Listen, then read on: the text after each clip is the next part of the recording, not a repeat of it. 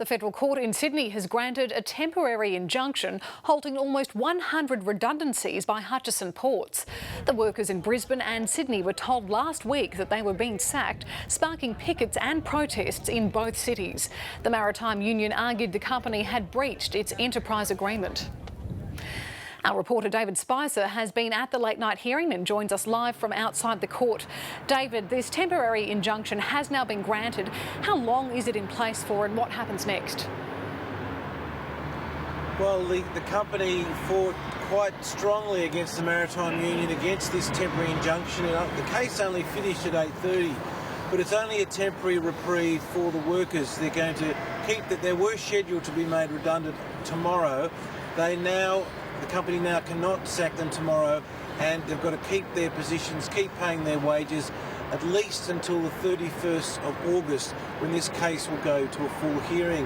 Now, the union was claiming that under its enterprise agreement, the company was obliged to properly consult workers about this redundancy.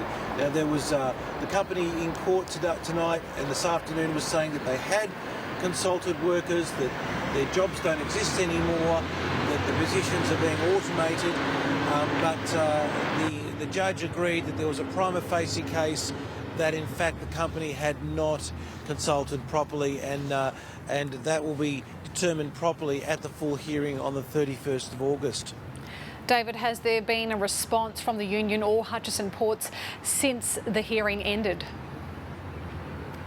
Well, Hutchison Ports, their legal counsel were moving very quickly away from court, and I was trying to ask them a question, but they were quite deliberately ignoring my question. So perhaps the body language is that they weren't particularly happy with what happened tonight. The union, by contrast, were very happy to talk to us. They describe this as a victory. They say that they want the company now to come back to the table and to negotiate with them properly about the future of these 97 workers in Brisbane and in Sydney. Now, of course, there's been a picket since they were sacked, as the union put it, by email and by text midnight last Thursday night. There's been no work at these ports. There's been a picket.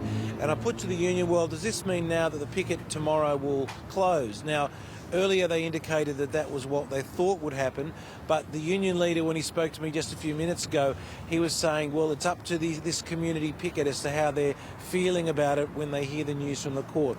But it's the expectation that this industrial action by other members of the community, other unionists, will halt tomorrow, and the situation at the ports will go back to normal. But as far as the 97 workers, they're being paid, but the company says they've got no work for them. So their future doesn't look terribly bright. David Spicer reporting from Sydney. Thanks for the update.